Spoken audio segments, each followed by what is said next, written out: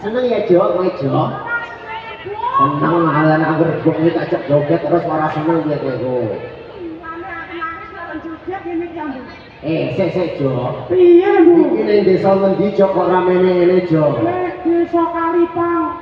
Ning desa Kalipang. Kalimulya. Kalimulya. Acarane apa iki mau Jo? Sedekah bumi Bu.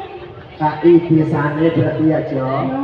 Bener setahun sepisan kudune buminya dibancani. Iki mau warga Kalipang nanggap ketoprak apa dong? Nanggap ketoprak Wahyu Budaya Bu.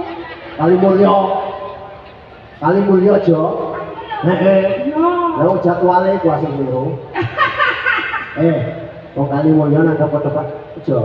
Wahyu Budaya. Wahyu Budaya sing saka ngendi? Saka Ngagel. Sing saka Ngagel kecamatane Jo. Duku Sepi. Kabupaten Pati Bumi Winatani. Pimpinane sapa Jo? Bapak Haji Rasadati.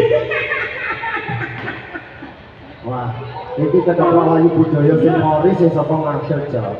Nah, sik Jo, iki kan warga Kalimulya lagi sedekah bumi. Ayo Jo, wargane didongakno Jo.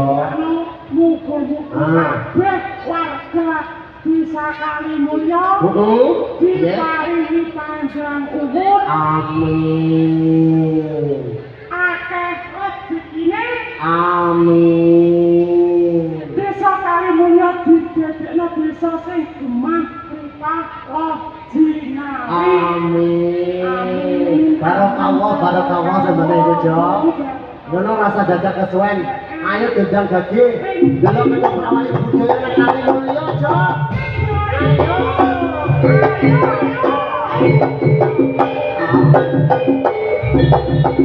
Ayo.